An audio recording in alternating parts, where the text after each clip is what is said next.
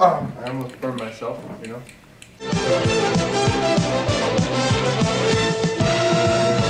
This is West Update with the West High News team. Today's anchors are Siopi Usini and Joe Johnson. Hey, Wes. Welcome to the news. I'm Joe. And I'm Siopi. Hey, yogis! Yoga Club will be this Thursday from 2:20 to 3:20. The location has moved. We will meet in the Cove. See you there. The last lifetime personal fitness test out for student athletes with 2 PE waivers for this Thursday, December 12th. The exam will be administered in the Mac Lab at lunch and after school. You must register with Miss Haywood in room 3 before the day of the test. Hi, I'm Merculief with your West High News team. I'm here to tell you scholarship portfolio workshops will be held this Thursday. Sign up right down here in the counseling office for a specific period or to get your pass. UAA will be in the library all day Friday. Sign up in the counseling office. Please complete your application to UAA. And now we go to Brandon Merculief with an interesting look on the hat policy. Not being able to wear hats or headgear inside of school has been a rule for years.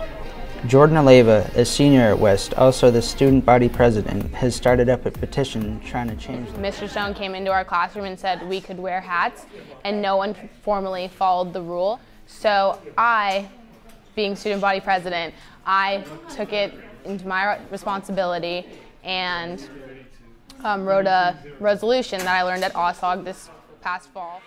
OSOG is Alaska Association of Student Governments, and it's where all the schools in Alaska come together and we go over resolutions for separate schools, and we all vote on it just like in a regular Congress, really.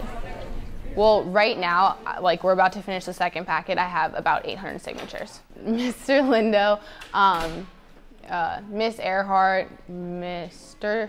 Antonio, Boston, they're all for it. One of the reasons I support it is when I was a AP intern at South, one of the first things we did was get rid of the hat policy. And the main reason for that is there's more important issues to deal with than hats. And so when I'm talking to kids in the hall and I have to stop a good conversation with a kid to yell at another kid who has a hat on, I think it takes away from this conversation. And I would rather be having those positive conversations with kids than yelling at kids all day long. I think most of the schools for it, they just don't know where to come sign it. Mr. Stone, the principal at West High, talks about the rules of hats and headgear. Well, the school board and the school district made a policy, and it's in the student handbook, about headgear and hats in Anchorage School District. So what we do, we follow the school district guidelines and school district policies regarding the hat rule. Though that they did have some issues at some point with gangs and or distinguished groups that were wearing hats and doing some inappropriate things. Is there student support? Is there staff support? Is there data showing that it can reduce the number of referrals in the discipline office? So I'm just looking for data and looking for feedback from the staff and the students before I make a decision. This is Brandon Merculief signing off. The Brave New Alaska Voice's third qualifying slam will be tonight at the Anchorage Lofts. The Anchorage Lofts are downtown on the corner of 4th and C Street. Sign-ups start at 6:30. Slams begin at 7 p.m. See Miss Tinker or Nora Harzog for details. PSAT results are in. Check with your counselor before school, at lunch, or after school to get your results. All students, faculty, staff, and West High community, you are invited to the Hearts of Oceana Luau this Friday at the West High School cafeteria at 7 p.m. Bring a dish to share. The club welcomes any monetary donations as well.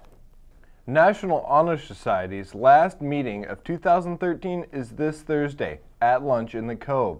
Please be sure to have your hours updated and your fundraising earnings turned in.